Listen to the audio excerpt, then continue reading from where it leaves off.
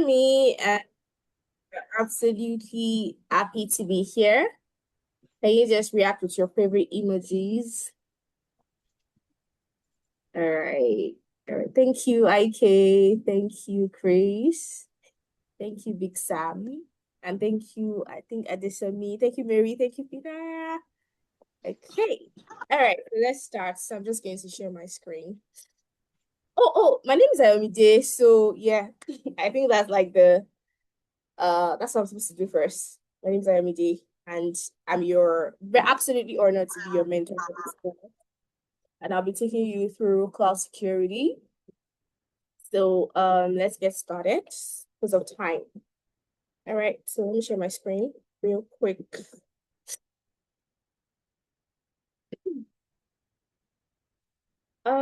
Let me know if you can see my screen.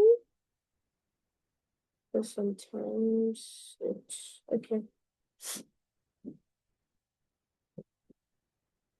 Oh, great. No, I can't see my own screen.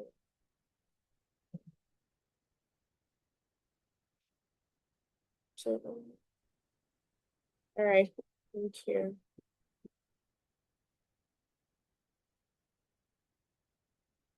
Okay, give me a sec. Can you see it, right? I just want to be sure. Yes, we can. Yes, we can. Okay, great.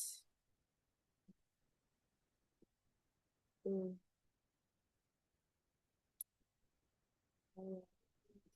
hard.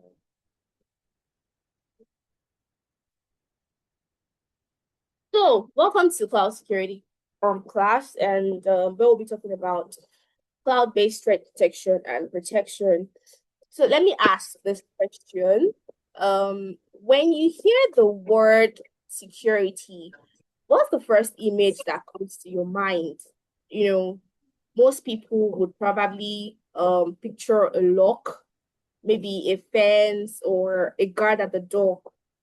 And that mental image is exactly what this course is going to dismantle, because in cloud security, there is no door and there is no fence, and yet the threat is more real than ever. So think of Please mute yourselves, please. Thank you. So think of this module as a translator.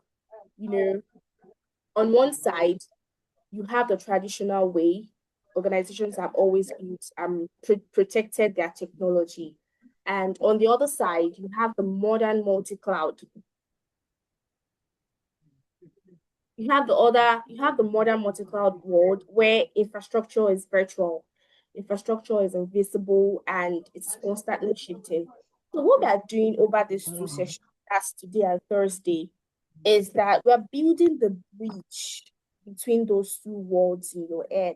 That's the traditional way organizations have always built and protected technology, and the other side where there is modern multi-cloud world where infrastructure is virtual, invisible, and constantly shifting. Please, can you guys mute yourselves, please? I can literally hear, like, I don't know, background noise. Okay, so now the biggest shift you need to make is you need to stop thinking about walls and start thinking about behavior. Because the old security will ask you, who is inside this building? But modern cloud security will be like, what is this identity trying to do? What are they trying to do right now? And should they even be doing that? So everything we're going to cover this week would flow from that, one change in thinking. By the time we finish on Thursday, we'll be able to explain how cloud breaches actually happen, how organizations detect them in real time, how they respond, and how modern architectures are designed to limit the damage when something goes wrong. So this is not theoretical at all. Every concept we cover connects to something real that has happened to real companies. So now let's talk about cloud versus traditional on-premise security. Picture a traditional data center. A data center. Is anybody trying to talk? I don't know. Just tell the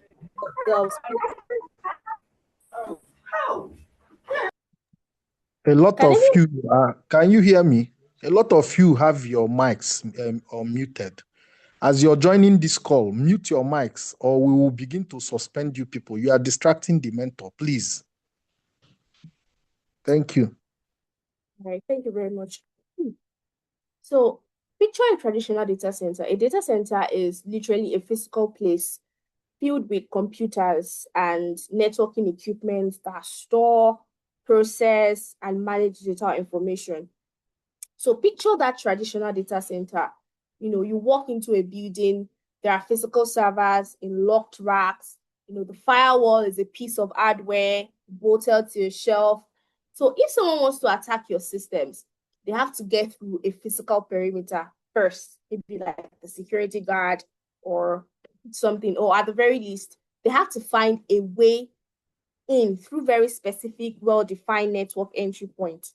So security teams built their entire strategy around protecting those known entry points because obviously data center is physical.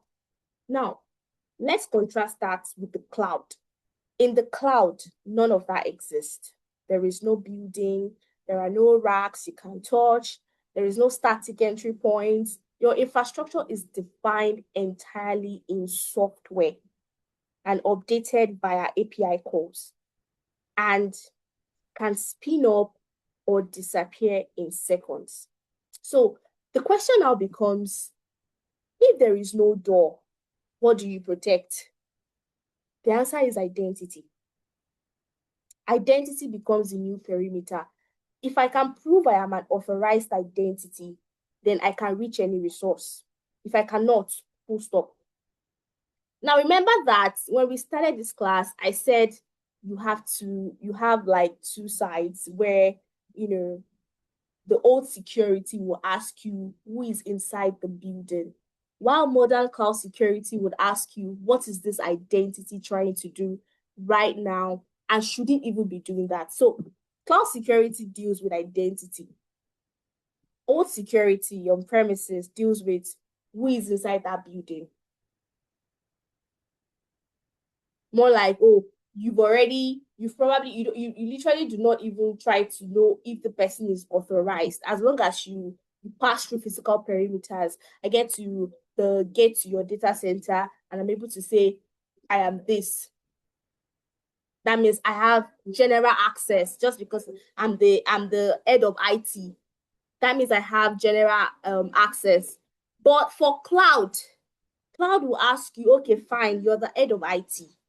Do you have access to reach this resource, and that resource? And should you even be here at this time? That's one thing about cloud security. Yes, you could even be the founder of the company and your permissions will be reduced because you do not have any business with that department, or you do not have any business deploying a particular resource. Can we see the difference? Please react if you're following me.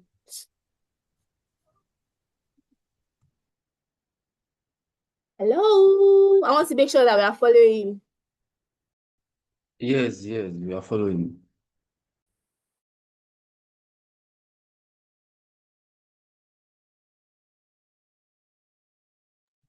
All right, so thank you.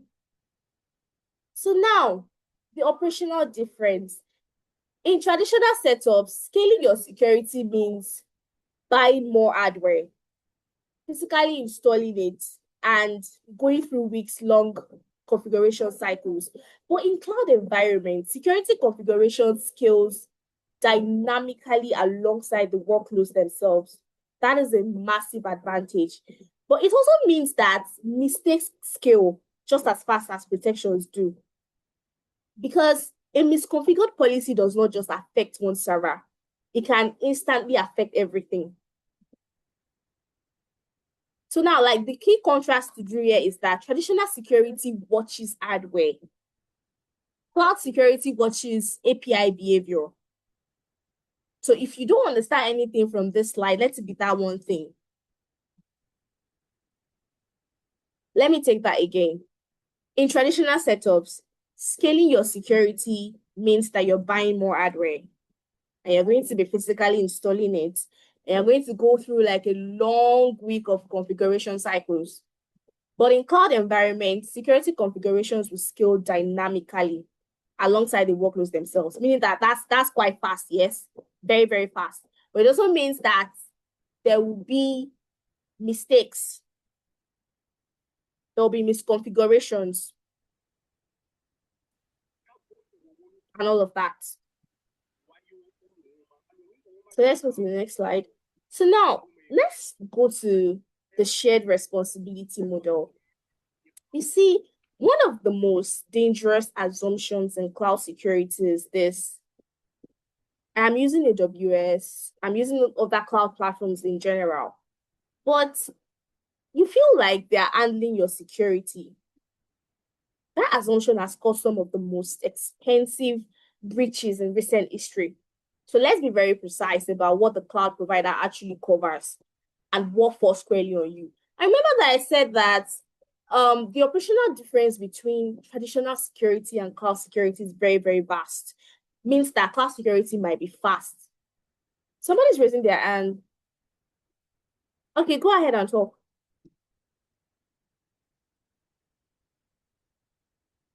Hello. I don't know if Mr. that's a Amide, sorry, I think you can continue. They will ask the question after your class. all right. Thank you very much. So, I said the operational difference between traditional security and cloud security is very vast, meaning that cloud security is fast. Like when I mean fast, you get to do things quickly, very easy. All it takes is just configuration, right? But it also means that you can make mistakes. And it also means that you could rely fully or think that you have to rely fully on the cloud provider because it's very fast. It's like, trendy. It must be protected, heavily protected. Absolutely. You're using Amazon. Why would AWS have like the best of the best security capabilities? Or why would Azure not have like the best of the best security capabilities? But the thing is that the provider, whether that is Amazon, Microsoft, or Google, they are responsible for the physical infrastructure, and that is their data centers, their servers, their storage hardware, their networking equipment, and the foundational software layer called the hypervisor. And that hypervisor actually runs everything. So if someone breaks into Amazon's facility and steals a server, that is Amazon's problem. You are not liable for that. They are handling the data center, so you don't have to. So you just have to enjoy the better part. They're getting their hands dirty for you. Traditional security, you have to be the one to handle the data center, but they want to make things fast for you. So they are handling that. So you just enjoy, like the good part. So what you own, everything that lives inside that infrastructure is yours. Your data, your applications, how you have configured identity and access, whether your operating systems are patched, what permissions exist on your virtual networks. If you leave a storage bucket open to the internet, that is not Amazon's problem. That is yours. So the provider gave you a secure building. You are responsible for what you do inside it. Let me use my startup as an example. So we're using AWS currently, and we're hosting our products on AWS. So just imagine we literally just pushed our product to AWS, and our product is currently pointing to AWS servers. And I have a team, I have a DevOps, I have a software engineer, I have interns, I have who else do I have? I have digital marketers and all of that. So I should not think that because AWS is, explicit and sophisticated, so it automatically means that If my DevOps probably touches something he's not supposed to touch, AWS will automatically like tell me or something. It doesn't work that way. Is the cloud secure? Yes, absolutely. But is my product secure from threats or from even insider threat or something? No, it is not. Why? Because I have to be the one to still deploy security capabilities in the cloud. Even if I'm going to be using any security capabilities in the cloud, it will not deploy by itself. I have to be the one to say, okay, I want to use AWS CloudTrail. I want to use Guard Inspector. I want to use CloudWatch. But those things will not deploy themselves. So meaning that before I deploy them, if anything happens, AWS does not have any record of that. If I deploy my virtual machine to a region where AWS has data center and maybe something happened to that data center, that is AWS's like problem. So something happens to that data center that makes the data center unavailable. That is not my issue. It is Amazon's problem to solve and make sure that that data center comes on and becomes available. But after that, whatever I bring into the cloud is absolutely my problem. The permissions I give to my DevOps, do I want my DevOps to see billing? Do I want him to see Cost Explorer? Do I want him to have access to all the resources? That is absolutely my problem. That's why I said, remember I said cloud security watches identity. Who is that person? Do they have access to what they are doing? Are they even supposed to be there? That the founder does not mean I can have access to everything. If I have a CTO, I mean, I could be the founder CEO and I have a CTO. And I only have access to like the admin part, maybe to pay. That's what they need me for in the company, to make sure that they never run out of, that's the subscription for AWS. Maybe that's what they need for. So I only have access to like payments, billing, that's all. CTO will tell me, okay, don't worry, you just need to, when it's time to pay, you will get notified and you only have a link to the payment section alone. Yeah, it's possible. It is not AWS that will do that for you. You have to be the one to set that boundary. So that's the shared responsibility. See, the first thing that anybody that wants to use the cloud needs to know is that the customer owns everything in the cloud, including data control settings, your applications, your OS security updates, network permissions. You were the one who brought these things to the cloud, so you need to secure them. But the building, the cloud provider will take care of it. Why does this matter so much? This matters so much because the reason this model matters is because when something goes wrong, organizations often try to blame the provider. And, in most breach cases, the provider's infrastructure was not compromised at all. Like they didn't touch Amazon server, they didn't touch Microsoft server. They touched what you brought inside the cloud. So it is not my problem. So the customer's configuration is always at fault. So understanding where your responsibility begins is the foundation of everything else we'll cover today. If you rent an office, the building owner keeps the premises secure and they maintain the structure. If you leave your filing cabinet unlocked, that is entirely on you. I said this about, I think at an event where I spoke at about 2 weeks ago. They were asking us, like people building homegrown security and cybersecurity. Yeah, people building homegrown security products for Africa. And they were like, okay, what are some things, or what do you think is the gap, or why a lot of corporate buyers cannot buy product from Africa, like security product from Africa? And I'm like, the reason is because a lot of these corporate buyers, they need a popular brand to put the blame on. It is literally career risk, career gap. If something goes wrong, I can easily just say, we bought Microsoft product, or we bought AWS product, or we bought Splunk, or we bought Cisco. It's very easy to call big names.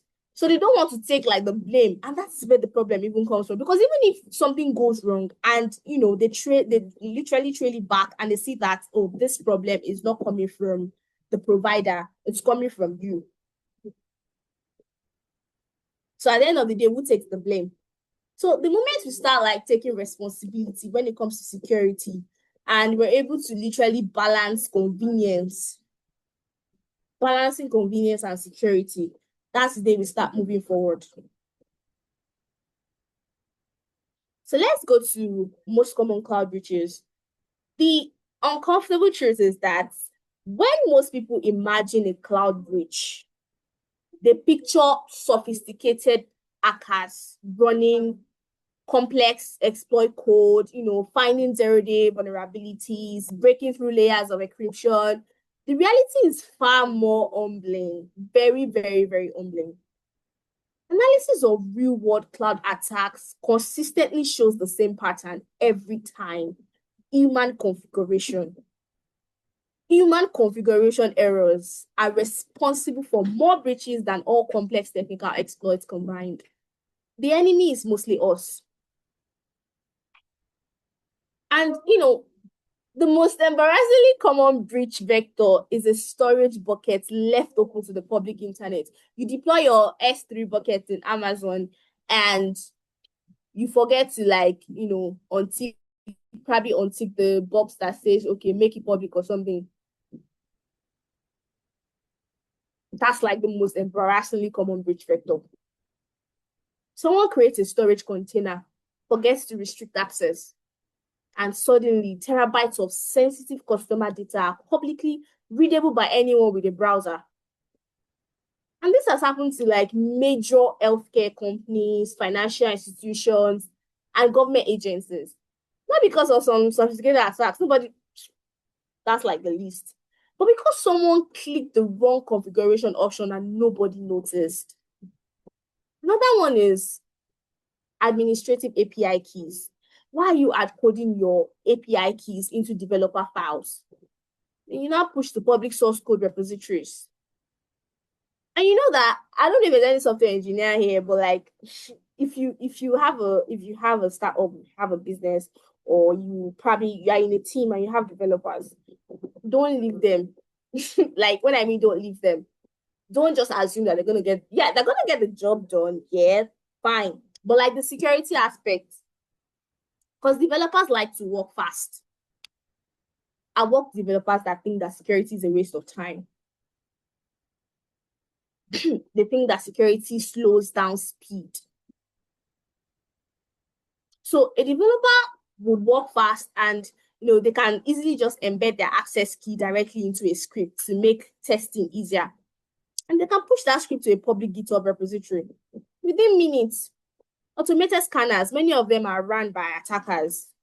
They'll find the key and they'll use it to access the cloud resources. And this happens constantly.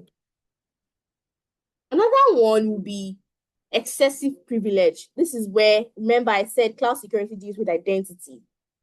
Identity, where you ask yourself 3 questions. Should this person be here right now?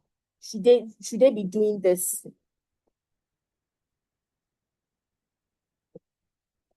Excessive privilege is another type of breach. Someone is giving broad admin access because it was easier. Remember, balancing convenience and security. It might sound very basic, but a lot of people are actually lazy to go through that process of giving people necessary least privilege or least access. It is actually, I know that it could actually be mentally stressful, but it's needed. But a lot of people don't want to do that. A lot of security engineers, a lot of probably like CISOs, they find it very, very time consuming. Just let me give this person the whole of, let me just give them that admin access. So you're giving somebody a broad admin access because it was easier than figuring out exactly what they needed. Their account gets compromised through phishing or a weak password. Now, the attacker has the keys to the kingdom, not because they broke through anything sophisticated. I mean, it's that easy. But because the compromised account had far more access than it ever needed. If you gave them least privilege, or you gave them like a very, just that access, maybe they need to access EC2, or they need to access just one resource in AWS.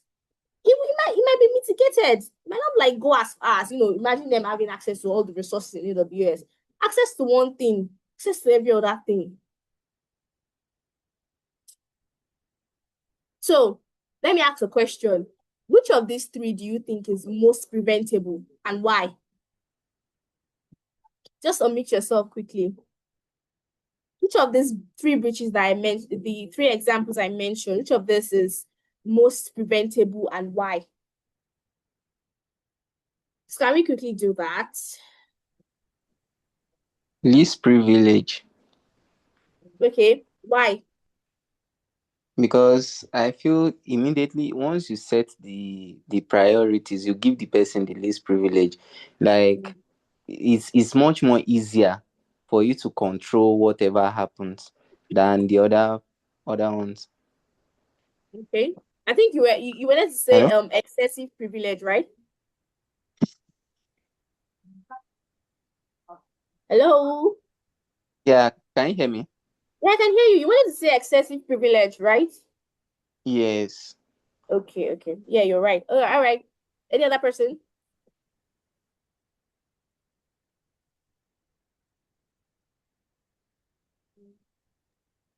I Any other feel I all person? of totally them. agree. Okay. Hi. Hi, good evening. Yeah, good evening. In So, my my take opinion, is okay. Please go ahead. Just go ahead.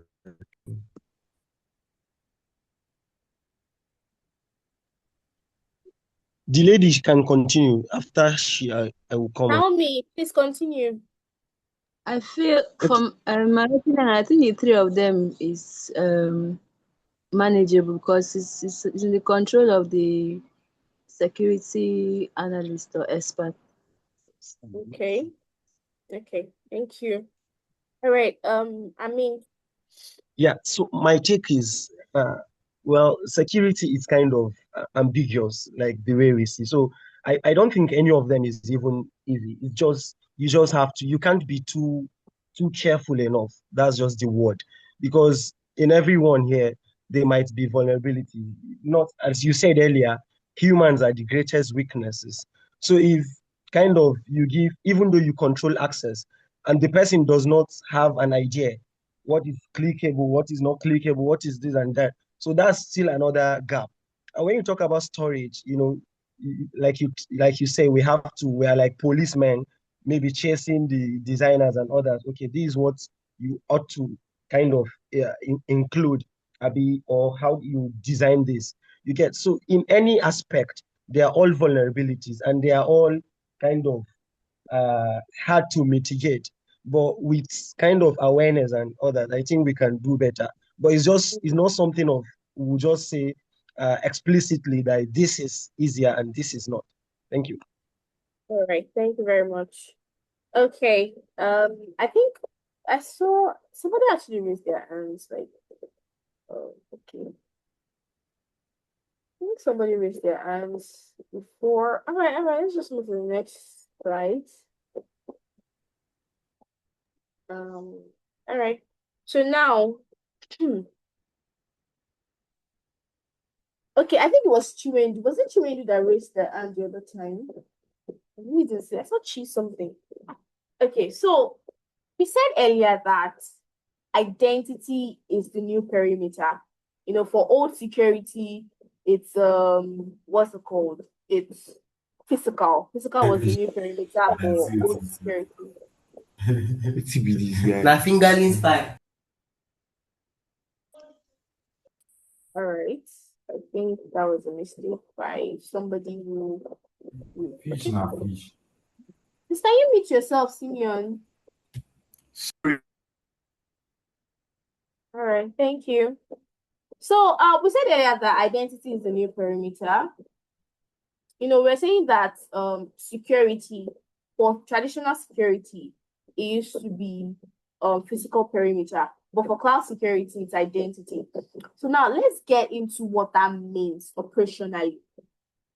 Data shows that approximately 90% of public cloud infrastructure incidents trace back to either compromised identities or excessive privileges, not malware, not network intrusions.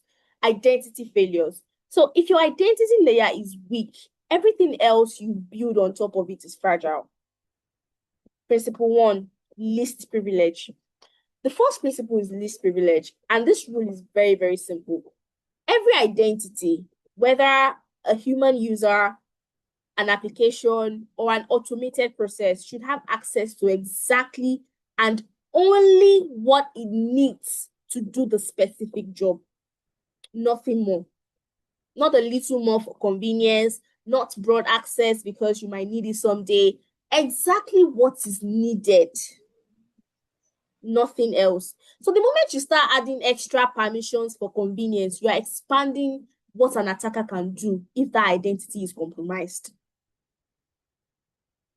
Principle 2, role-based access control.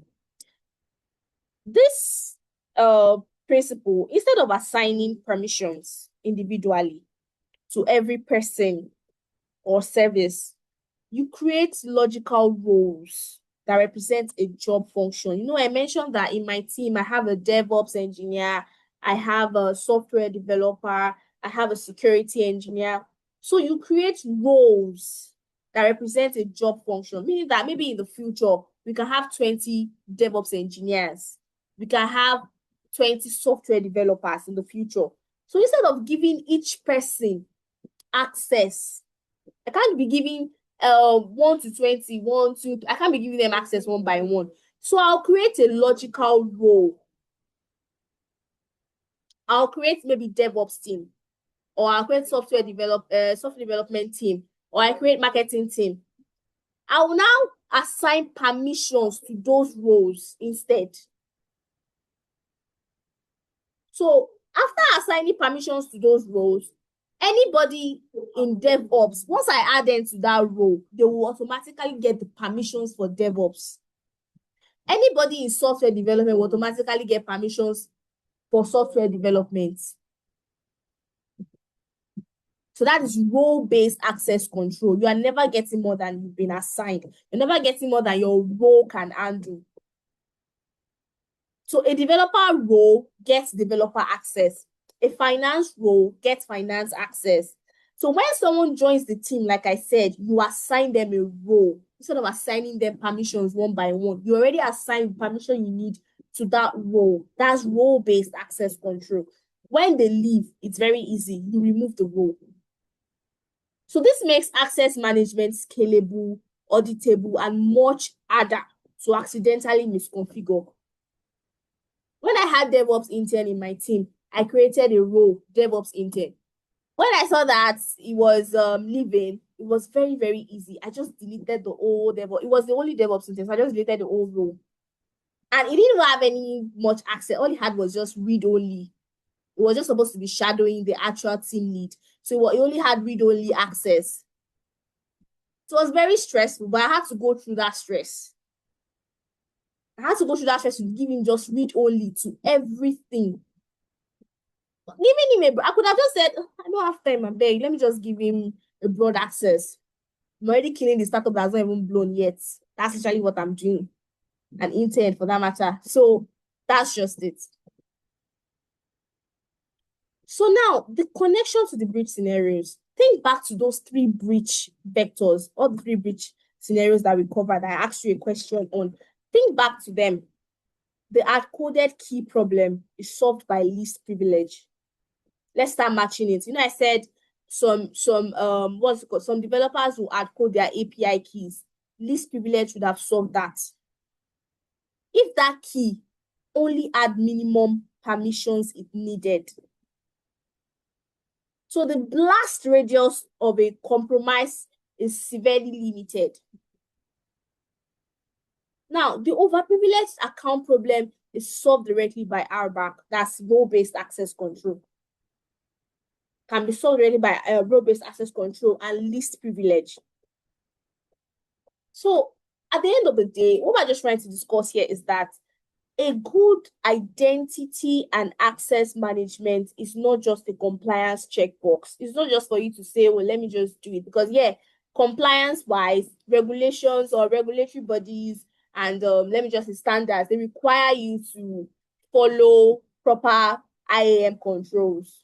If security auditors come to your companies, they want to see that you've been putting in the proper controls. They want to see the audit logs that, oh, it's only the authorized people that have access to certain resources.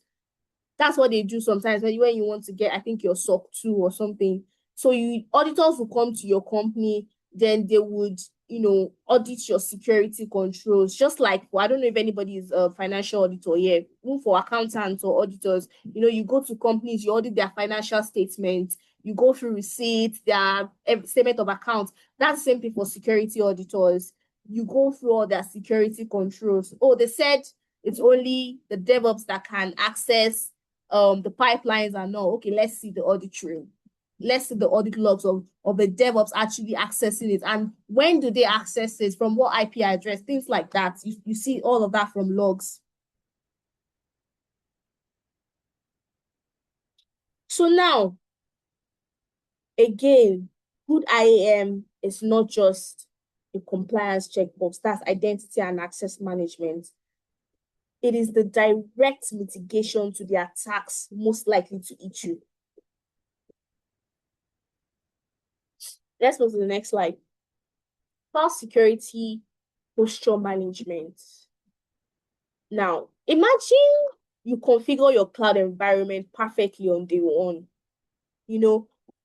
Everything is locked down, compliant, secure. Now, imagine that over the next 6 months, when developers have spinned resources up and down constantly, each time they do, they make small manual adjustments. A port can open temporarily here and there. A policy can loosen slightly. Individually, each change seems minor, but collectively, your secure environment has drifted so far from your original configuration that it is barely recognizable, unless if your startup or company is not operational. There will always be activities every day. So that is called configuration drift. And it is one of the most insidious threats in cloud operations. So what do cloud security posture management tools do? CSPM tools, they exist to catch this drift in real time. Let me give an example. We moved to AWS and I'm so happy. I've secured everything. I've done this. I've done that. Then after our first demo session with a prospective customer, they say, oh, they want us to add something, maybe a new feature to this product. It means that developers will have to get to work again, right? Product designers will have to get to work again. Security engineers, everybody will have to get to work again because we're working on a new feature that has been requested by a customer. There is no way how we want to be careful. One thing would have shifted from what we left, like from the posture that we had before the demo session. One thing would definitely have shifted. Maybe while the developer was trying to deploy his new code, probably did something, probably touched something. DevOps engineer, the CI/CD pipeline, touched something. Everybody it will literally move. That's it. You cannot literally like avoid that. That's operation. That's being operational. It means you're working. It means you're growing.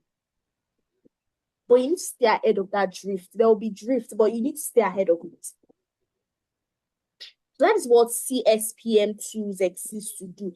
They continuously scan your entire cloud environment and compare your live infrastructure state against established security standards and benchmarks like the CIS controls, the NIST frameworks, the ISO standards.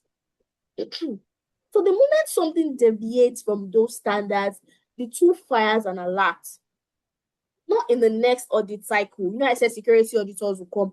This one will not wait till auditors come.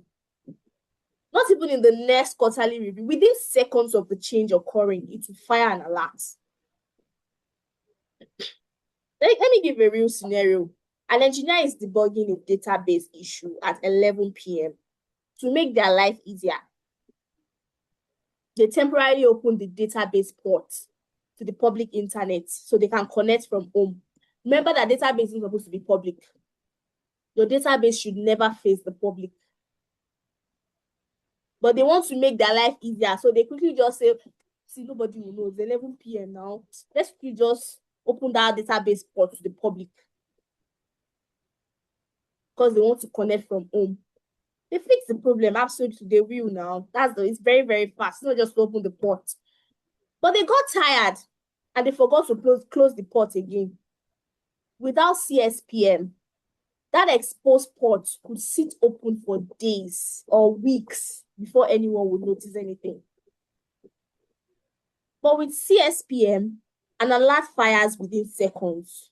The security team can remediate before any attacker has time to even scan, find, and exploit it. So the closing thought I want us to have today is that CSPM is essentially the automated equivalent of someone continuously walking through your building, checking that every door and window is locked. The cloud environment, like I said, moves too fast. And yes, business owners love that. Founders love that. Even me, I love that. It makes my life easier. But it moves too fast for humans to do anything manually. So that's why you need CSPM. And that's exactly why automation exists. Do you have any questions? Before I move on. All good, all good. We are following. Thank you. All right. So now let's go to native cloud monitoring and threat detection tools. We're supposed to actually, that other class, I didn't know we're actually going to finish it today. This was supposed to be for Thursday, but let's keep going. So by now, we know that cloud environments move fast. Its configurations are the biggest threat, and identity is the primary target. The question is, when something is going wrong, how do you know? The answer starts with the native monitoring tools built into the cloud platforms themselves. Remember, I said that there are security capabilities in the cloud. What I mean by this is that these cloud providers, they have security tools inbuilt, but they won't deploy it for you. You have to be the one to deploy it yourself. They have tried. After making the cloud secure, then they built security capability. I think Microsoft Azure has like the most superb security capabilities. So the answer starts with the native monitoring. We call them native monitoring tools built into the cloud platforms themselves. We call them native security tools, cloud native security tools. For example, AWS provides CloudTrail, and your CloudTrail records every API call made within your environment, who called it, when, from where, and with what results. So think of CloudTrail as the security camera footage of your entire cloud estate. Nothing happens in AWS without being logged. On top of that, there's Security Hub. Security Hub aggregates alerts from multiple AWS security services into a single central dashboard, giving security teams one place to see the overall risk picture. But this is only if you deploy it. It will not work by itself. You have to deploy it. Then for Microsoft Azure, the primary threat detection for Microsoft Azure is Defender for Cloud. It is not just a monitoring tool. It actively assesses your security posture. It provides risk scoring and generates admin recommendations across virtual machines, serverless components, and data services. So for organizations already invested in Microsoft ecosystem, Defender for Cloud integrates. Yeah? Yago ngwere kwa.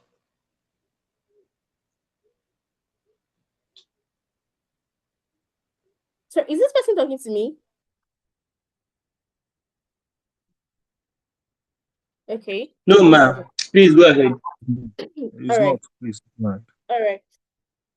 So it generates admin recommendations across virtual machines, serverless components, and data services. So for organizations already invested in like the, let's say, Microsoft ecosystem, Defender for Cloud integrates deeply with Sentinel, Microsoft SIEM platform, which we will talk about in the next topic.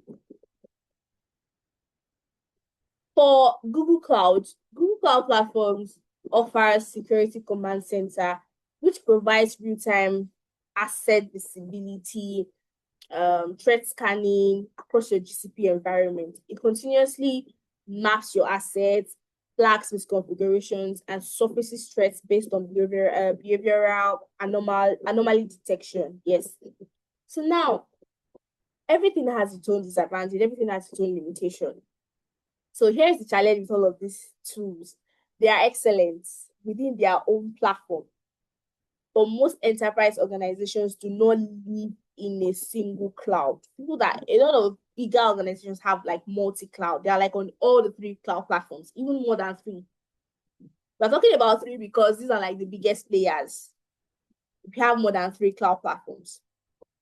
So some of them have AWS workloads and Azure workloads, and maybe on-premise systems too. They have on-premise systems because of legacy applications that are outdated, that if you move them, you are in trouble. They break. They can't work with the cloud. So you just have to like leave them on premises. So native tools see only their territory. To get a unified picture, you need to bring everything together, which takes us to the next topic. Connecting cloud security to the SOC. Imagine you're a security analyst and you have 3 separate dashboards open. One for AWS, one for Azure, one for your on-premise network. An attack that hops between environments would appear as a minor anomaly in each dashboard individually. None of them will give you the full picture. Attackers know this. So they exploit the gaps between monitoring tools. The solution is to centralize everything into a security information and event management platform, a SIEM, that will be managed by the SOC team, that's by the Security Operations Center. So how does SIEM integration works?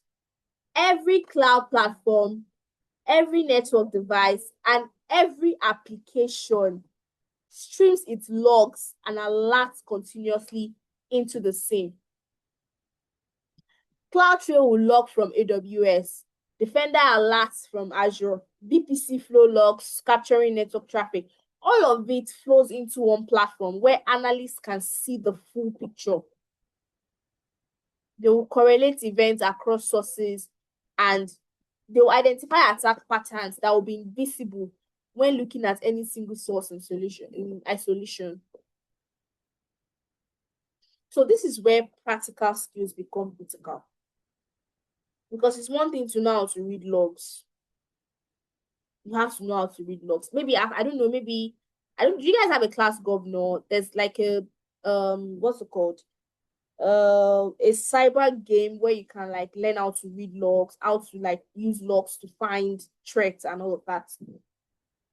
So unlike traditional network incidents, which leave packet level evidence and all of that, cloud breaches, they leave their footprint primarily as a text metadata, specifically JSON formatted log files. But these logs, they capture everything: the identity that performed the action, the exact API command used, the source IP address, the timestamp, in fact, the target resource, and the geographic region. So an analyst who cannot read a cloud log is essentially trying to investigate a crime scene without being able to read the witness statement. You need to know how to read logs. You need to know how to query logs. And make sure to send that link so you can use it to practice. Very, very interactive game. It's very, very important to know how to read logs.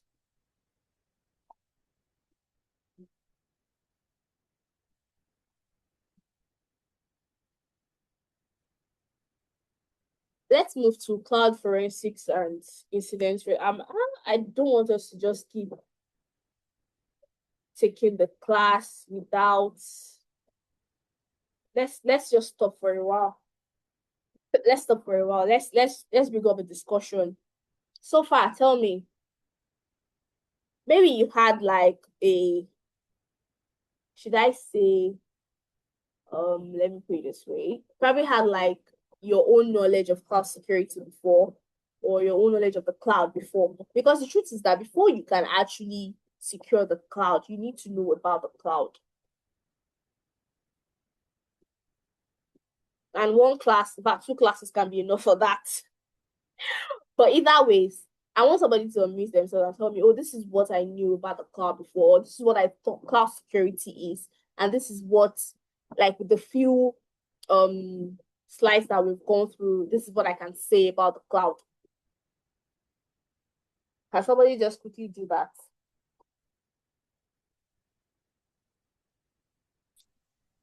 Yeah, for anybody that wants to unmute, please kindly raise up your hand so that we can quickly recognize you. Thank you very much.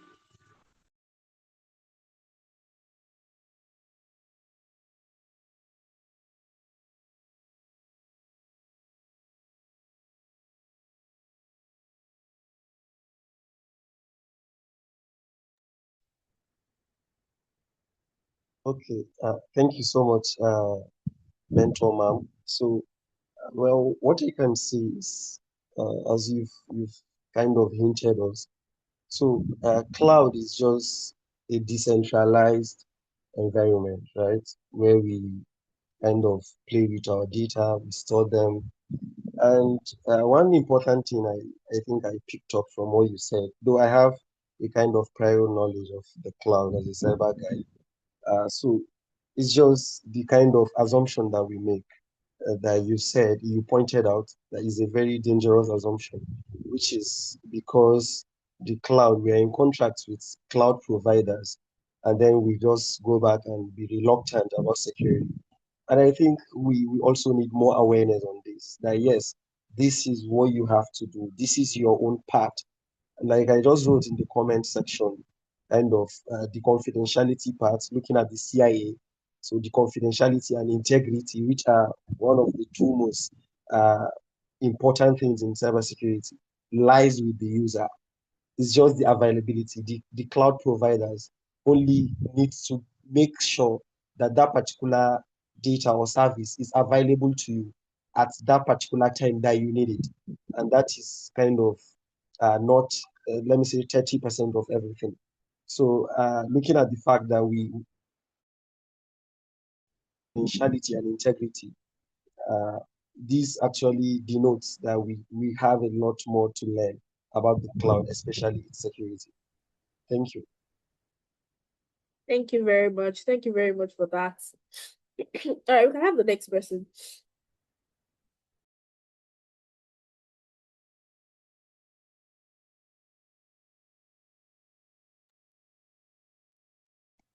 Okay, good evening, everybody. Hello? Yeah, good evening. Please go ahead. Okay. Thank you very much, Ayomide. So before now, in fact, my intention when I was trying to come into tech was to go directly into cybersecurity, even though I come from a mass communication background. So I had a lot of challenges, and I'm still having some of the challenges.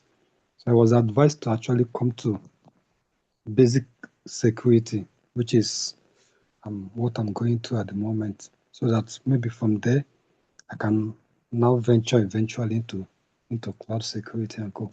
So I want to thank Ms. Ayomide for some of the eye-opening concept and ideas that she brought to light to us for the class, and for clarifying some of the ambiguous things that we've been hearing about cloud security and co.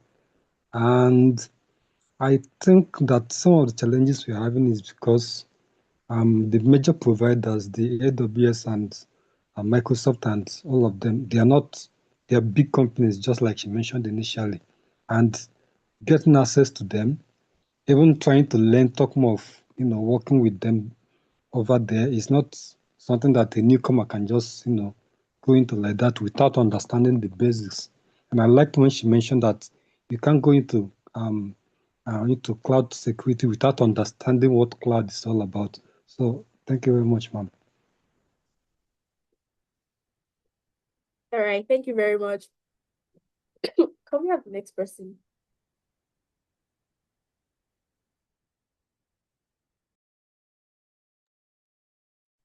Hi, ma'am. Good evening. I don't know if you can hear me. Please, can you hear me? Yes, go ahead. We can hear you. Okay. So before now, many a times I used to hear them say, we have our server on the cloud and stuff like that. I know some organizations, just like you said, still maintains this physical infrastructures for their data center, while some are migrating to the cloud. But my question, since I think from everything you've said so far from the slides, the main rule or the primary rule is least privilege. I mean, assigning people with the barest minimum required for them getting their task done. The first question is that if that is it, does that mean that it is only the admin, I mean, the person who controls the control panel of the cloud that is to be trusted in the organization? That's one. And secondly, I think cloud service data centers are mostly spread like across the globe, and many a times we do not know exactly where their locations are.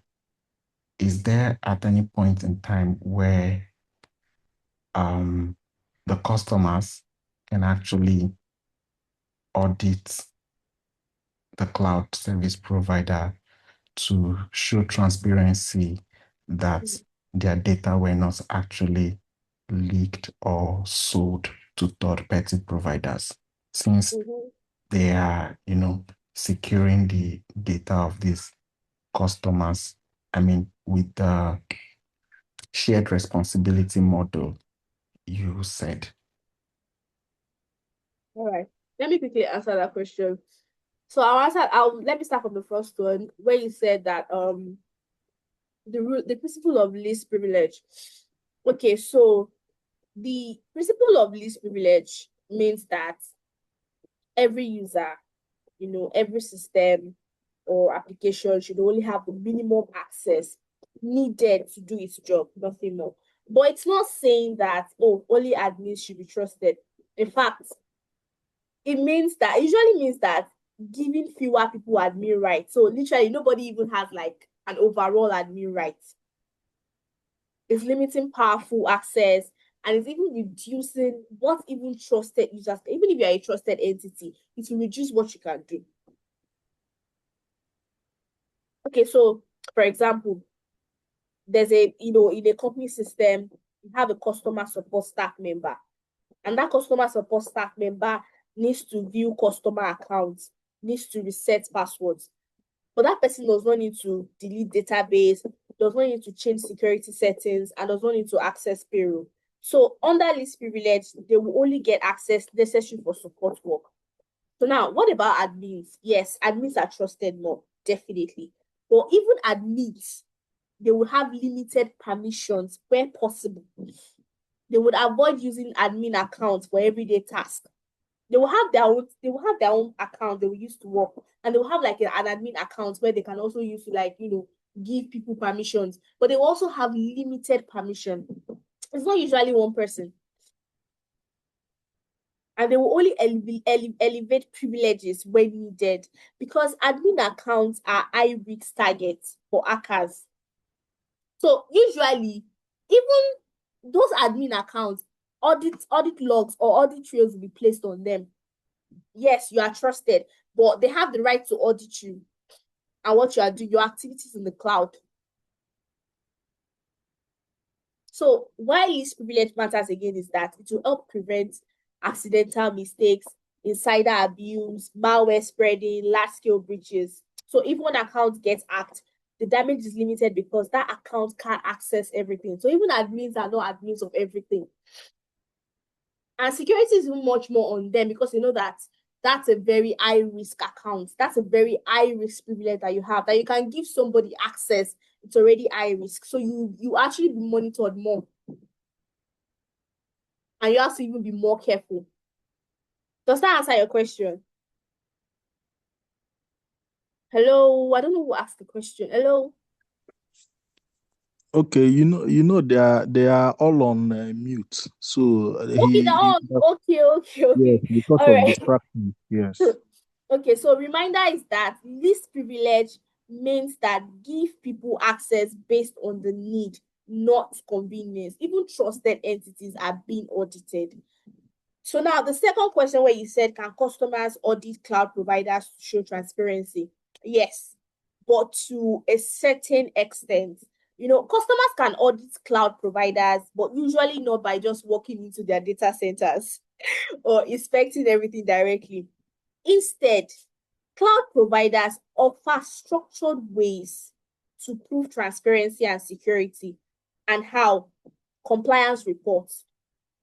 Independent auditors, they check whether the provider follows security standards like ISO 27001, SOC 2, or PCI DSS. So customer can review these reports. These reports are always published publicly. Then third-party audits. External security firm audits the cloud provider regularly to verify security controls, access management, data protection, disaster recovery, because it builds trust. Remember, I said that as a company, security auditors can come to your company. So these companies are also that, in fact, they might be big, they might be elephants, they might be large enterprises, but they are also, subjected to auditing. As long as they're a company, auditors will come to them. They will audit all their controls. Then customer audit rights. Some enterprise contracts allow customers to request evidence, ask security questions, review policies, or conduct limited assessments.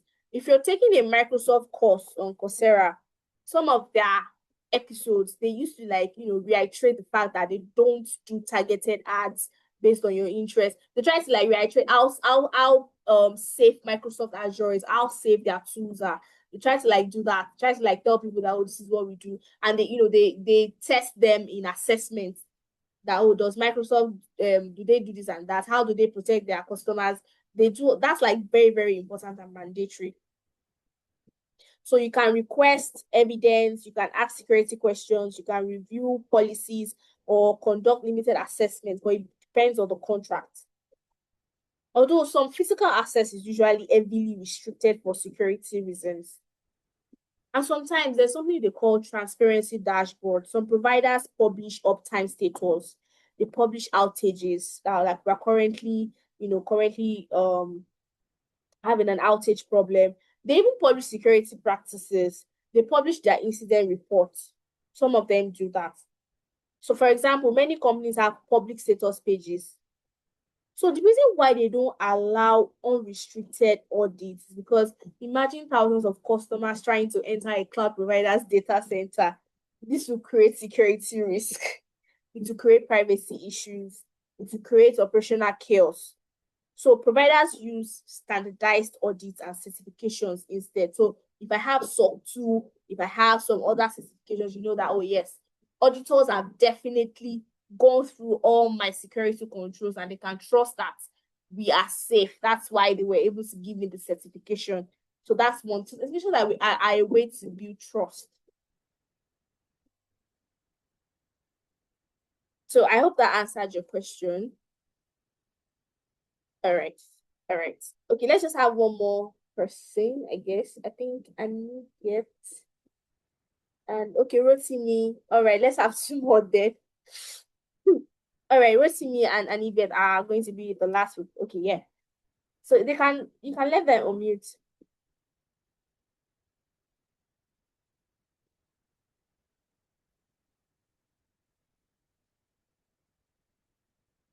Okay, are you able to unmute? Oh, I don't know. Let's see what unmute. Okay, Hello. I'm not able. All right. Can you hear me? Yeah, I can. Okay. Good evening, all. Thank you. The class has been interesting, although I joined late because of some network issues from where I'm connecting from. Having listened to some of the slides, I have some few questions, and I want to ask. One of the questions is that you did mention that you cannot work in cloud security if you don't know something about the cloud, like the cloud infrastructure and all of that. So now, which is true. So my question there is that what is the line or the relationship between cloud computing, as it were, or like what we call the normal cloud engineering, like people Okay. that are normal cloud, and cloud Okay. security itself? That's number one question. Then Okay. number is that in the course of this internship, we understand that cybersecurity itself is a kind of an interconnected web of technologies. That's how I see it. So Okay. to some extent, SOC is related to it's related to cloud. Cloud is related to GRC, though all of them are distinct in their own regards. So we were talking about logging, like someone knowing about logging. And in the context of cloud security, the question there is, who does the logging um, or log analysis in the cloud? Okay. Is it the SOC analyst or the cloud security analyst? And when we also go to compliance, we know compliance will also reach the cloud. So whose job is it to do compliance in the Okay. cloud? Is it the GRC analyst, or does it fall on the table of the cloud security analyst or engineer, as the nomenclature may be? So those are my questions for now. Let me reserve others for some other time. All right. Thank you very much. So let me start from your first question. That what is the relationship between cloud computing or engineering and cloud security? So the truth is that they are closely connected, like building the house and protecting the house. So the simple relation, I'll make it very simple. Cloud computing or cloud engineering focuses on building, deploying, managing, and scaling system in the scaling systems in the cloud. Remember, I said I have a DevOps engineer. His job is to deploy, configure, build, map the architecture, and all of that. But his job is not, yeah, he would learn some part of security, but his job is not to secure the system. But yeah, he would learn that, oh, just like developers learn secure coding, DevOps engineers have to learn security. And when we talk about building, deploying, managing, and scaling systems in the cloud, this includes servers, networking, databases, applications, automation. So cloud engineers make the cloud environment work. But cloud security focuses on protecting that cloud environment. Yes, you built a fantastic pipeline. You deployed a fantastic pipeline. You've done all of that. Who's going to secure it? A cloud security engineer will do that, or a DevSecOps. engineer. So cloud security focuses on protecting that cloud environment, securing the data, controlling access, preventing attacks, and ensuring compliance. I think I've answered the third question. It is your job as a cloud security engineer to make sure that you ensure compliance. So cloud security professionals make sure that the environment is safe. Cloud engineers, you make the environment work. My DevOps engineer, it deploys, configures, make sure the pipeline is working. We're able to just deploy from GitHub to AWS straight. That is his work. When it's done, I will go to the cloud environment itself to go and protect what we just deployed. I'll secure the data. I'll control access. Not everybody needs to have access to this. I'll prevent attacks and I'll ensure compliance, because one day I will want to request for SOC certificates. They will need all my audit logs.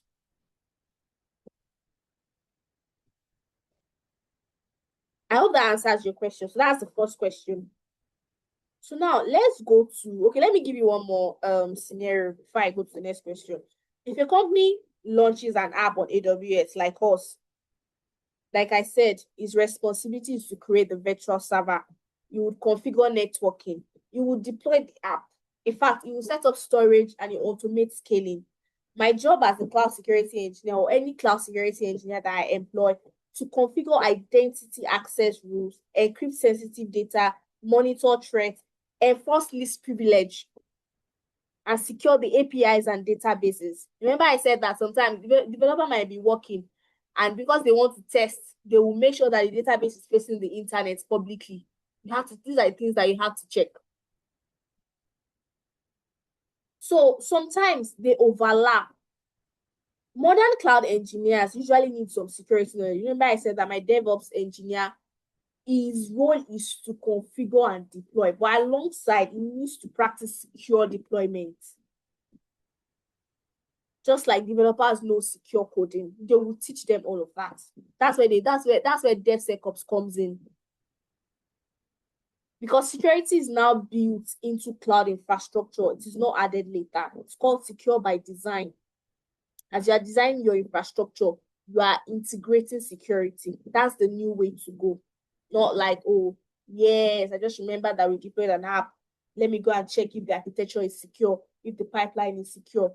No, you do that right from the start. While you are even marking out things, you already look at the attack surfaces. Attack surfaces where the different areas where attackers can affect you or attackers can attack you.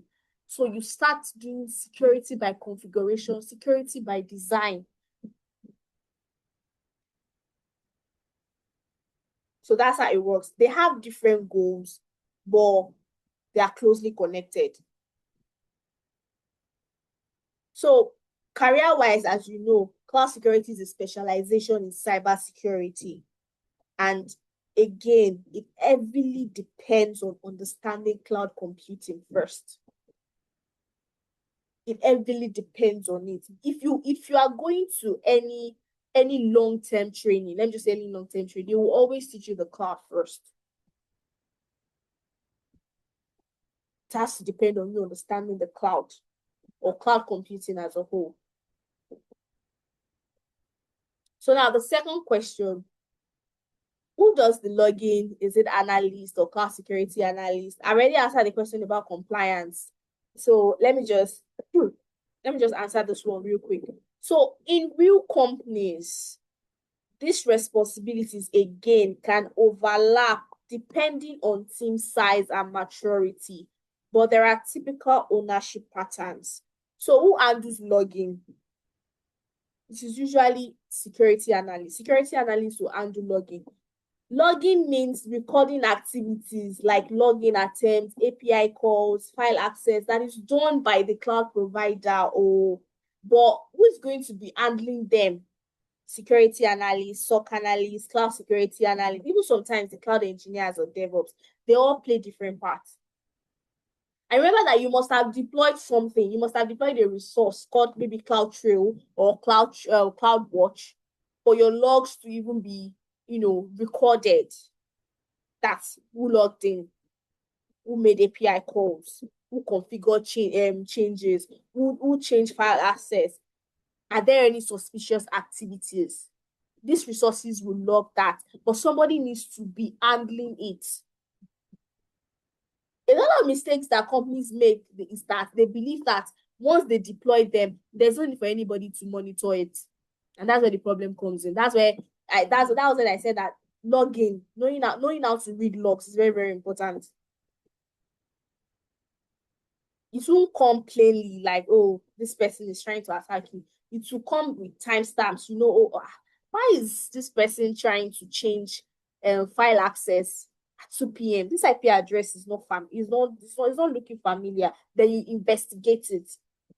Sometimes security is just critical reasoning, critical analysis. Before you even start using MV tools or hacking, it's first critical analysis. You need to be able to look beyond, like, what's happening? This person only has access to read only. They could only read the files in the instance. How come they're able to delete resources? Who gave them this permission? It's critical analysis. This is just critical analysis, honestly. You being able to see beyond what you are currently looking at. Because it won't complain. Normally, buyer works 10 a.m. every day and closes by 4 p.m. But you saw buyer logging in by 6 p.m. That's how. That's your first step to investigation. Why did buyer log in by 6 p.m.? Buyer every day for the past 2 years has been logging in by 10 a.m., logging out by 4 p.m. What is he doing by 6 p.m.? You see that his account has been compromised. Or buyer himself, they've compromised him. Maybe they've compromised buyer himself. So that's the way you investigate. So you only know that buyer has been logging in from 10 a.m. to 4 p.m. in the last 2 years because you've been monitoring. You've been monitoring those logs so well. You know your employees, you know your team members so well that if any suspicious activity comes in, you know. A lot of companies don't put people in charge of those logging and those logs. They just deploy and be like, I have done my part. Somebody needs to be in charge. Somebody needs to monitor continuously logging and monitoring. So the cloud security analyst will configure cloud logging, will ensure logs are enabled. Remember, I said you have to deploy them. AWS will not come down and deploy it for you. You have to deploy them. So the cloud security analyst will configure cloud logging. It will ensure logs are enabled. It will monitor cloud-specific threats. Cloud security analyst will integrate logs into SIEM tools. The analyst will detect suspicious cloud activity.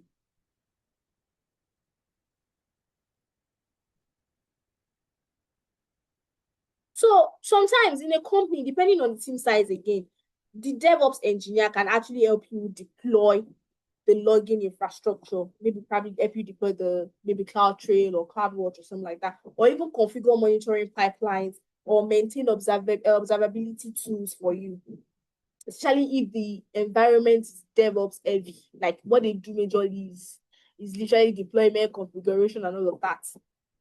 So now, who handles compliance? Yes, a GRC analyst or GRC team.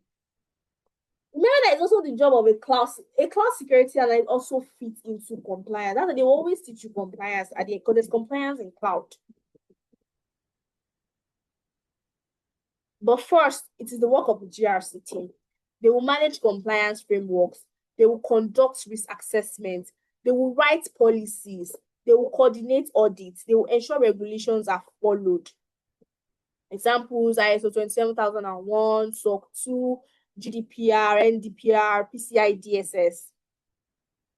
So they focus more on, are we following the required standards and controls? That's for the GRC team. So where cloud security analysts might fit into compliance is that cloud security analysts often support compliance technically. They are the ones that will implement required security controls that the GRC team will look into if they are following the standards. It's the cloud security analysts that will do the technical parts. They'll be the ones to provide audit evidence. They'll be the ones to configure encryption login, access controls, and they'll also be the one to fix non-compliant cloud settings. So GRC team is like, okay, they said that we must use IAM, we must use read access, we must use this and that. Go and do it. Okay, I'm done. Let me check. Is it correct? Are you following the right thing? That's the work of a GRC. Are you doing the right thing? It's a security requirement to do this. Go and do it. I'm back. This is what I've done. Okay, it's correct. You're following the right standards. So that's literally it. So they're like working, together. So imagine a compliance requirement says all sensitive cloud data must be encrypted. The GRC team will interpret the requirement. They will ensure the company must comply. They will document policy. The cloud security engineer or analyst will enable encryption. That is, they will do the technical parts. They will verify configurations. They will provide proof for audits. I hope I was able to answer your question.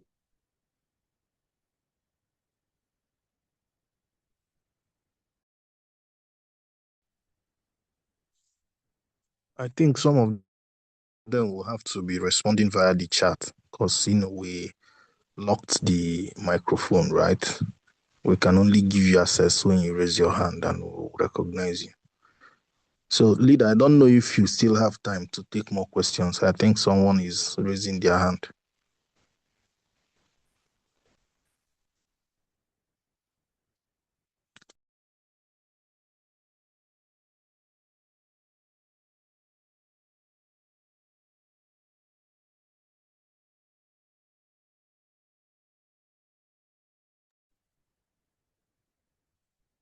Okay, yeah, I can take more questions. I think it's better we just take questions to like the end of the class so we can reserve the remaining topics for Thursday.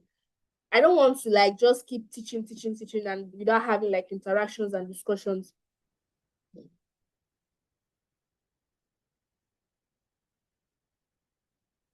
Since we still have Thursday, so we can just probably save the last or the best, I guess, or save the best for the last.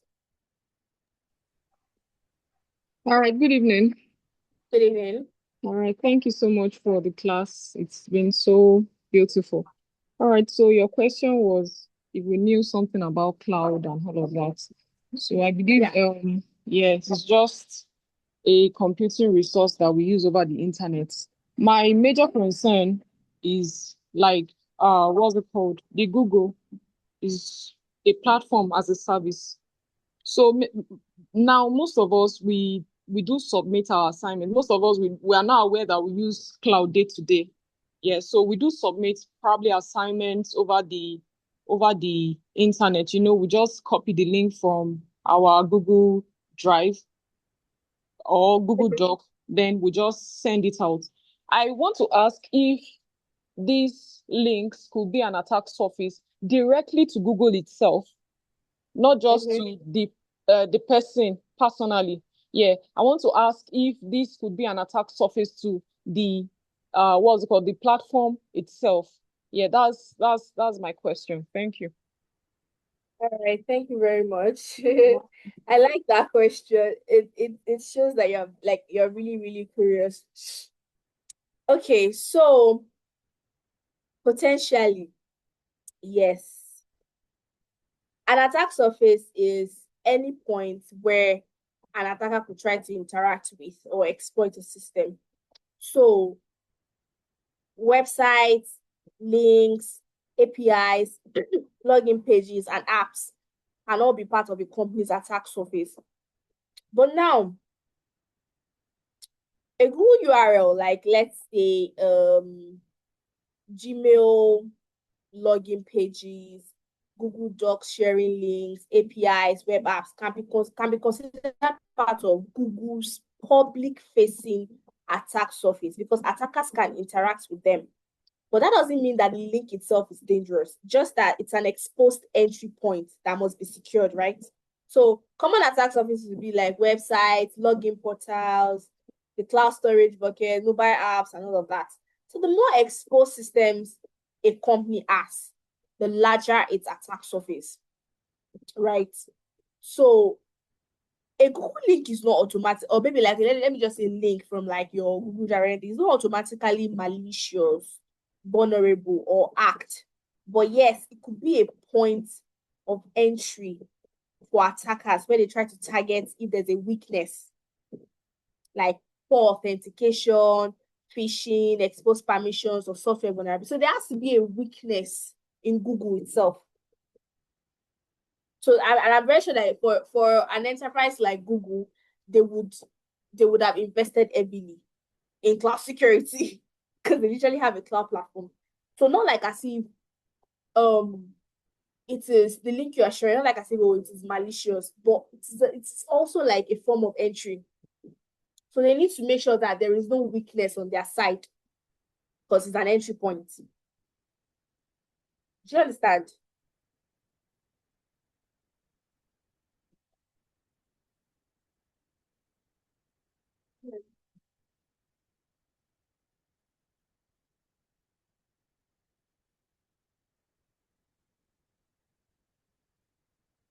Okay.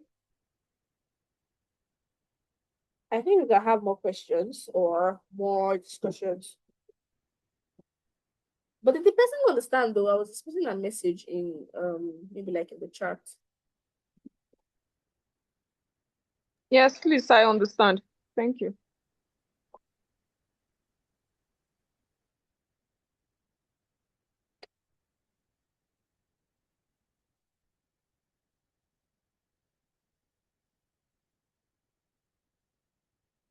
But also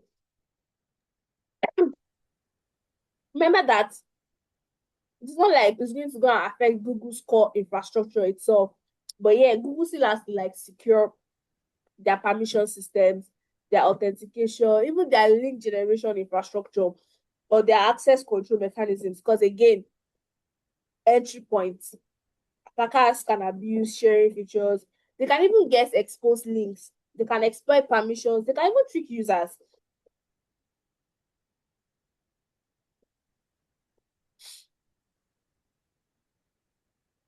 Okay, yeah, we should have more people. Okay, ma'am. Thank you. I have two more things I want to say. May I? Can you hear me? Okay. So the first one, we talked about understanding and analyzing logs. So, and you mentioned that if, like, there was something you were trying to make reference to, a game or something like that. So, can you share Yeah.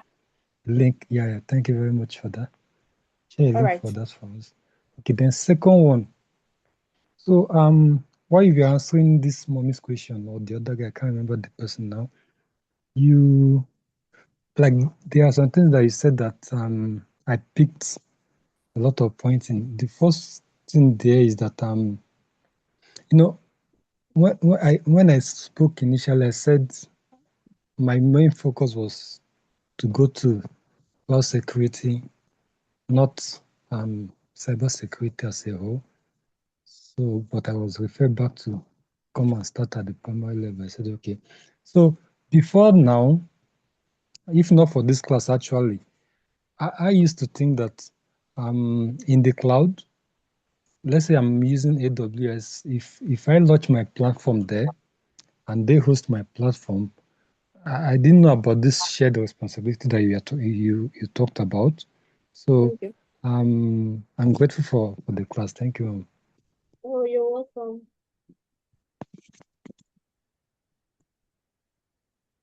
Once I'm done with the class, I'll actually share the game.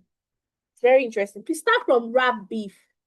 That's like the least most simple one. So then you start like going through stages from there. So start with wrap beef. Okay, let's take more Yes, questions. yes, good evening. Good evening. Yes, my name is David Slogan. Okay, from Ghana at the moment. Uh, that was a really great presentation. I want to thank you as the mentor and also Mr. Victor and the whole team. But you said something earlier that for big company they can call out for the service of all the more than one cloud service provider Okay. all at once. Yeah. So my question is, now, will an individual be required to be able to work with all these platforms at once, or in such cases they will? It is always the case where they will have different actors on the ground to work on the specific cloud platforms. All Please, right. What did you say? no, did you hear me? Did you hear my question? We're I just talking want to. about we're talking about multi-cloud, right? If a company is using like Yes, different, exactly. okay, like if you're working there, would you be required to know multi-cloud, right? Exactly. Yes, please. All right. So let me actually answer that question. The simple answer is that yes, very often. If a company uses a multi-cloud environment, employees in cloud-related roles, including cloud security engineers, may need to work across multiple cloud platforms. So, and if Okay. you're on multiple cloud platform, it means that Amazon, Microsoft, Google at the same time. Yes, please. Yes. But does one person have to know all of them? Not always. It depends on the role, the company size, and the team structure. So maybe like a smaller company or a startup, maybe one cloud engineer or maybe one cloud security analyst may manage both AWS and Azure together. They may monitor security across both platforms. They can configure IAM and log in multiple platforms. So yes, they will work multi-cloud directly. But larger enterprises, teams may specialize because they are like very big. They can afford a big team, so they can have like an AWS team, they can have an Azure team, they can have a GCP team.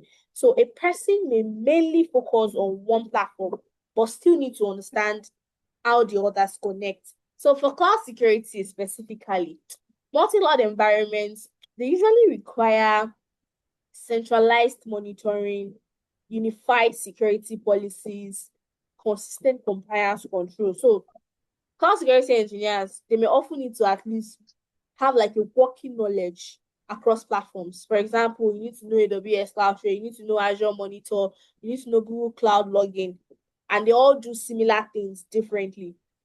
So you might just want to know like a bit, like a working knowledge or a bit of everything. So you can stay ahead Okay. and on top of your game. Okay, please. Well, one last question. A bit personal though. I didn't begin the class with you. Will you will you give us a knowledge of this and how do you call it, your proposed roadmap to enter properly and confidently into the job market? If you have already answered, I'm sorry. No, I don't think anybody has. I don't think anybody has asked yet. Can we do that on Thursday? So that will just be like it will go with careers in cloud security. Thank you very much. You're welcome.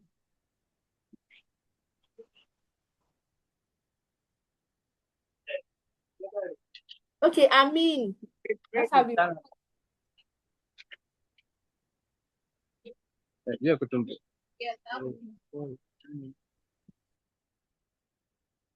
Hi, I mean, you can actually unmute yourself. Okay, I don't know. I'm not sure if you can hear Yes, me. yes. The admin was restricting my privilege. I just got that.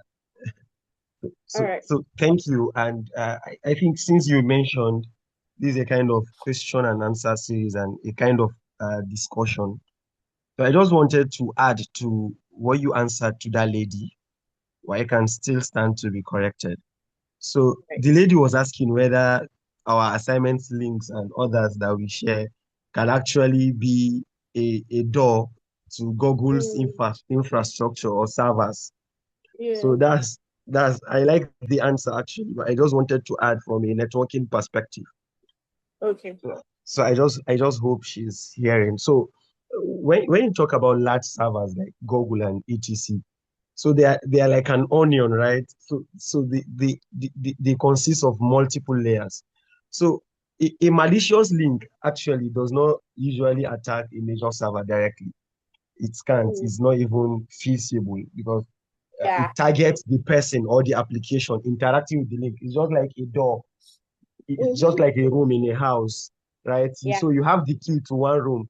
Does not definitely mean that you have access to the whole of the house, right? So Google, as it is just a kind of big network consisting of multiple layers, a lot, millions. And like you said, so this also, I just wanted to even input because of the kind of the relevance of access control that you mentioned earlier in this class. So Google's in be should I say back end servers or their important credentials are not even something that you can just find just by clicking a link, just like as weak as an assignment link. So because like we said, the established the infrastructure is built in layers, and the public facing services is the one we are using. So which is clearly separated from the sensitive systems.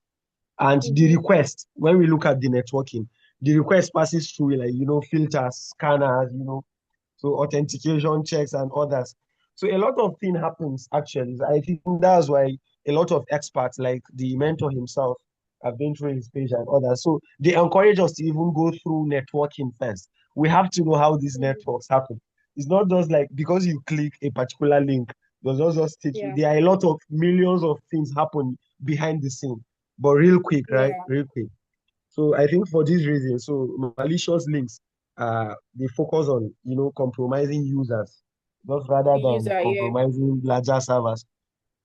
So and if you want to hack something like Google, so you need a lot of adept, multiple vulnerabilities chained together. So I know of we all know of what do you call the Pentagon, right? So they even kind of make it should I say, a competition that okay, whoever can break this, have this bounty and etc. So because it's very hard to do. Yeah. Thank you. Yeah. Yeah. You're welcome. Thank you very much. I like that explanation. I like you know what you mentioned that I like the most? The fact that you said that it's very important to go through networking before you now start saying you want to specialize in this or that, because that's like the basics. To excel in cybersecurity or any domain at all, you need to learn networking. I really like the way you explained. It's very nice. All right, thank Thank you, ma'am. you. So Let's can I take drop my last question for the moderators, please, before So I you have a question. no, it's not no, this like you said this is our last opportunity, right? You said we should just use the question session for the till the end of the class. So I don't know if Yes. we are coming back to We still normal have towards questions. the end though, but okay. Okay, it's just a quick one. So it's for sorry, I'm sorry if the moderators can hear me. So I like upon admission, I lost someone. So I've been in a remote area and kind of down. So I couldn't join the class earlier. So I don't know, do I still have the privilege to do assignments and others because I see a lot of them. So I don't know if I can still submit if the access is still granted so I can do. Okay. But Thank you but very no much problem coping. I'm still an for that intermediate cyber question. Can you guru. hear me? Thank you. Yes, sir. Okay. Can you hear me?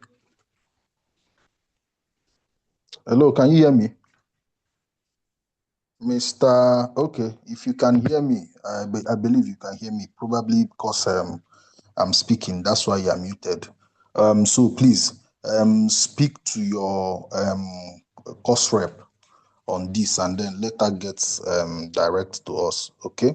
So whatever be your concern, just relate to her and then we'll take it off from there. Thank you very much.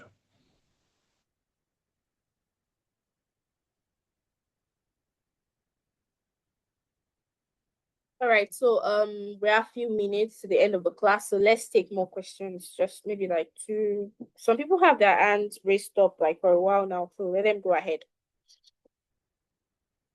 I'm seeing Ikechukwu, Anibiet, Big Sam. All right, sorry if I didn't get your name correctly. Is it Anibiet? All right.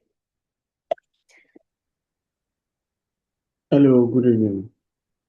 And All right, sorry, please. Someone actually want to ask a question, but I feel like the person I don't know why he or she is not talking.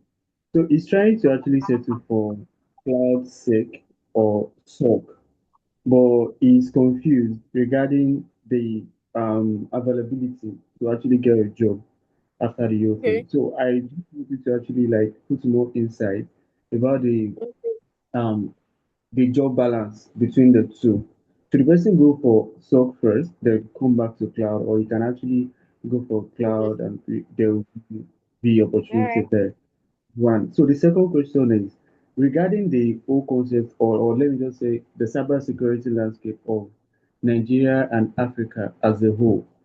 How let me put it? How deep or how fast do you think there can be integration of cloud infrastructure in mostly all our infrastructure, starting from our government? Or do you think it's something that can actually take Wait, how fast a can there deep, be cloud infrastructure, right?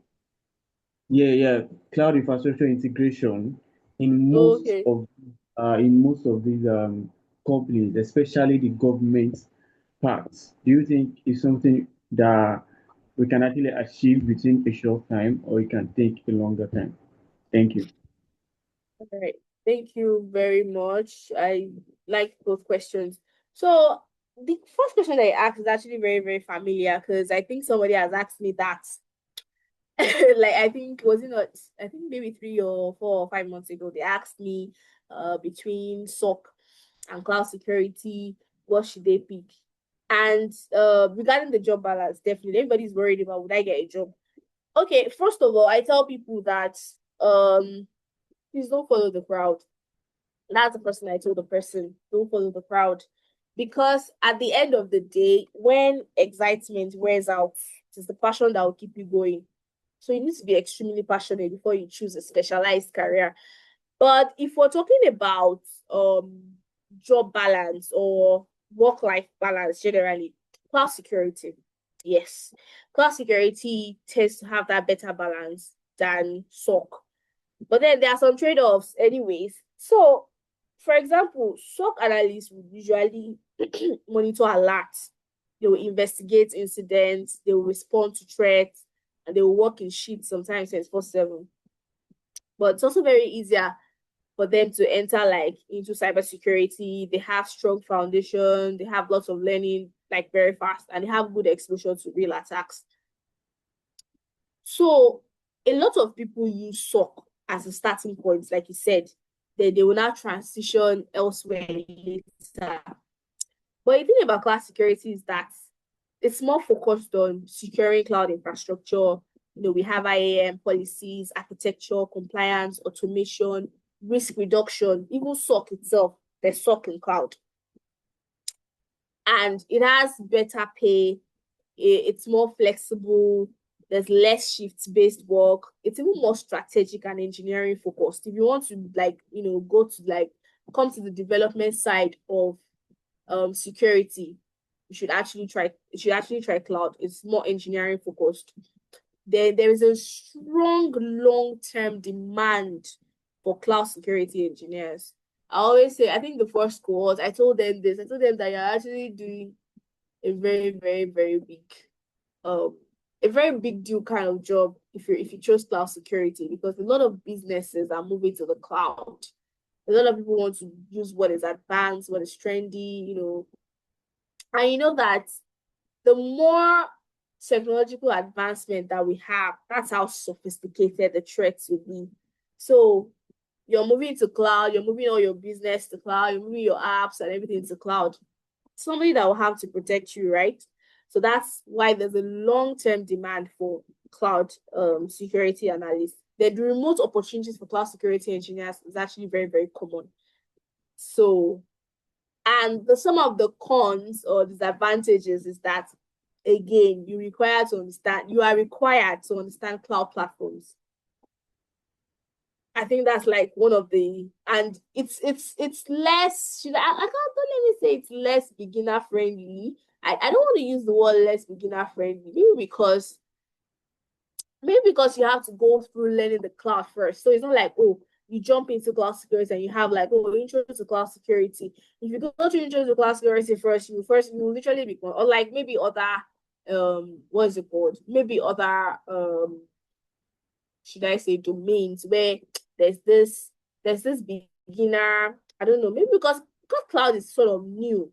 Do you get it's trendy, is advanced, so it's essentially like a new technology. But you have advantage. It means that you're learning the cloud, you're learning how to secure the cloud. So you could even pick up DevOps skills. So you have like this advantage to pick up like a lot of skills and shoot out cake. You know, you're good at DevOps, you're good at platform engineering, or you're also good at securing all the things, all the resources that the DevOps will deploy. You're good at securing them. Then you know how to secure the cloud itself. I think that's like a very big advantage. So job-wise, cloud security will do. Yes, that would absolutely do. So our cloud security is actually it's more proactive. Yes, it's proactive, very, very, very proactive. So if you enjoy structured thinking, if you like systems, if you like cloud concepts, if you prefer balance over chaos, if you want strong future growth, then cloud security may fit you really well, especially because cloud and security together are becoming extremely valuable. You know the cloud well, you can now secure it. Nah, you're hot cake. But again, like you said, a lot of people, like your friend wants to do, a lot of people start to suck. They get security fundamentals because you actually get security fundamentals. They will not transition into cloud security. Where I come from, they will tell you never trap yourself in a bubble. If you started with SOC, or even if you started with cloud security, or you started with maybe ethical hacking, or you started with maybe networking, you can absolutely transition to another domain to gather more skills. So yeah. So I think another one that I really love now is API security. It's really getting its own fame. So yeah, never trap yourself in a bubble. So if you want easier entry to get jobs, you want to get jobs faster, SOC. You want a fast hands-on exposure, SOC. You are okay with operational intensity, alert fatigue and all of that, pick SOC. But if you want a better long-term balance, big cloud security, a stronger pay, big cloud security, more engineering and architecture work, big cloud security, and less burnout, because less burnout prone environments, you find cloud security there. So it's one of like the LDR long-term cybersecurity path. So your second question regarding cybersecurity landscape for Nigeria and Africa as a whole, how fast can there be cloud infra? Integration, two big words. in most of these companies, especially the government and all of that, can it be achieved in long term or short term? Well, for Nigeria and much of Africa, cloud adoption is actually growing fast. I like that. But full cloud infrastructure integration across most companies and especially government institutions, it will likely take years. It's not a very short-term thing. That full cloud infra thing it's not short term. But that said, growth trajectory is actually strong. I'm seeing like a very, very good signs that it's actually accelerating in Africa. A lot of organizations are moving towards, like I said, because it helps with scalability, it helps with remote work, helps with digital services. In fact, it helps with fintech. There was one fintech company that was trying to build they were trying to build cloud infrastructure. Like they were trying to be a cloud provider. I think the name, I can't remember the company's name, but the name of the cloud they were trying to was Nebula or something. Is it not Okta or Okra? Can't remember the name of the fintech that was trying to build like a cloud platform. So cloud adoption is accelerating because of fintech growth, cost reduction, faster deployment. Sectors are also growing, like banking, fintech, telecoms, e-commerce, health tech, and startups. Even my own startup, right? We're using the cloud, literally. So Nigeria has a very strong tech ecosystem compared to many African markets, actually. Yeah. But that government adoption is slower. The first thing I avoided when I was trying to build my products was the government. I avoided the government so much because the approval process, no, I wasn't ready. I wasn't really ready for that. You chase approval, but you even forget that you are reading the product. So I literally removed myself from that cycle of working with the government or trying to take my product to the government. Yeah, adoption for government is very slow, very, very, very slow, quite slower. Yeah.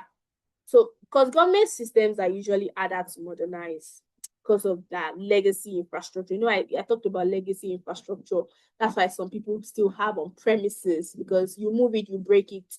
So legacy infrastructure, the procurement bureaucracy, for somebody who say they want to approve your payment, it might take years.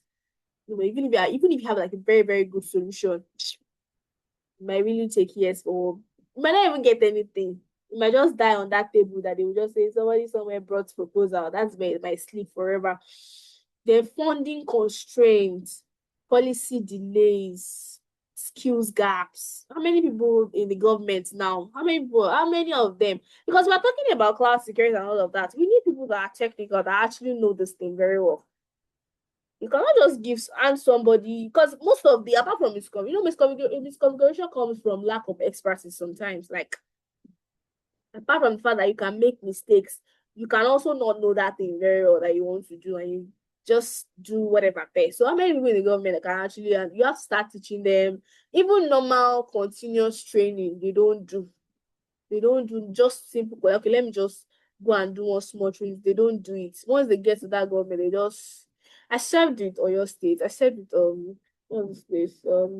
Office of Accountant General in Oyo State, and there was only one person that had masters, and they were using him like they were using him for everything. And it does not mean that he's the boss.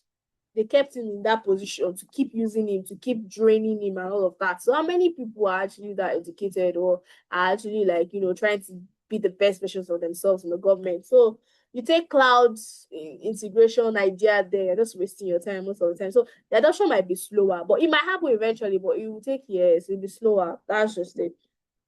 Then data sovereignty concerns, they'll be like, so they don't have control of the files. Those files that you go there, you say you want to collect your certificate, or you want to collect CFO, and they're like, they have it in there, they'll tell you it's not available, come back in 12 days. So they don't have that sovereignty again when it lives on the cloud. So there are some government officials that just like to show their power and all of that. So then inconsistent power internet infrastructure. I tell other people that are building in Africa, like, you cannot build for Africa based on assumptions. You have to build situational. You have to remember that we are not like all those other developed countries. So before you build something, you have to look at the situation around you. So you build on context, not assumption. You don't just assume that I think Africa needs this. You have to really look at where we are as a country. You have to really look at where you are as a country before you now say, I want to be. When I was building my products, that was the first thing I looked at. Like, you should not lie, we don't even have consistent power supply. Better first look at that first. before you even try to even look at your what's it called? Your target audience. You have to look at that first. Like, these people so you just have to really calm down. So yeah, so that alone can slow adoption, like, can really make adoption really slow. But can it happen in a short term? Well, fully, no. Partially, yes, by God's intervention or miracle or something. But what can happen quickly is hybrid cloud adoption. Maybe migration of some services. You give them time. They'll migrate it small. Cloud-based email and collaboration. They'll start from there. All those small things that they're doing manually. They'll start doing automation, small. Then fintech, cloud native startup scaling, increase cybersecurity hiring, cloud training expansion. I tell people all the time, the first step in cybersecurity is awareness. A lot of people need to even know what it means. So yeah, cloud training expansion. These are one of the things that can make this adoption faster. Then what would take longer is government modernization. Full government modernization will take longer. Nationwide standardized cloud governance, it will take longer. Then large scale secure digital infrastructure, that will take longer too. and mature cybersecurity regulation enforcement. Some people are still, even though I think there's like a body governing what you must do, what your security standards must look like I think in Nigeria right now, Africa, but still organizations are still like turning deaf ears. So like that maturity might take time too. Another thing, the biggest issue is skills gap. Like I said, how many people in the government are actually like, are like are like buoyant with new skills right now, or are even trying to learn something? Maybe a few. So Africa still needs more cloud engineers, cloud security analysts, DevSecOps, GRC professionals, SOC analysts, and it creates opportunity for people entering the field now because the demand is actually growing faster than experienced talent supply in many regions. Eventually, Nigeria will have to like get in the game, whether they like it or not. And cybersecurity it's becoming more important every day. Attack surfaces are expanding, identity security becomes critical, compliance pressure increases. Like now, when I was starting my start, I was just the thing that was giving me a headache is compliance. I don't want to make mistakes because that's like, even when you've made it, even when you blow, even when your startup blows, one of the things that can bring you down quickly is not complying. They will just, God forbid, they will just come on there and say, we noticed that you did not follow the standards regarding people's data. So you just have to like tie that loophole, like just tie that end. So the first thing that was giving me a headache was not even to make profit or make sales, was that when we eventually make this money, we should make sure that nobody that was not there, people that were not there when we were struggling, will not just come and bring one paperwork. And so I was very, very, very careful. Down to my community, the community that we have, we don't ask them for fill this form. No, we don't do any of that. If you engage with our webinar, engage with our town, or okay, you want to like, you probably want data or want mentorship or want something, would give it to you or send it to you. Or even if you are signing up on the website, there's already like a privacy policy. We're not using your data to do anything, no, please. so yeah, compliance is like very, very, very important. So yeah, I think it's already 10 and I would love to absolutely close the curtain at this point because 10 is actually my bedtime, so I'm going to bed. So it was really nice having this class and having this discussion with everyone because I'm able to rant. I'm able to rant. I'm very angry. No, not angry at but just building a startup is very, very, very, very, very what's it called? So yeah, thank you guys. It was really nice having this chat with everyone. So Mr. Ostos, are you there? Mr. Ostos has gone to bed before me. Ha! Mr. Ostos. Can you hear me? Can you hear me? I have. Yes, you can hear me, right? Yes, I can. I'm going to bed. Okay, okay, that's a wonderful one. We sincerely appreciate you for your time, and we just checked the timetable, and we are seeing that on Thursday they are going to be having GRC. So this is just the time they are going to be sharing with you. So please. Oh, this is so oh my God! Why didn't you tell me? We are sorry. When you were saying, you will be here on Thursday, I was wondering, right? Do you know that's the reason why Yeah. I had to pause on like the rest of No, the no, it's fine. slides? It's fine. It's fine. The only Oh thing my is that we will God. make the slides available.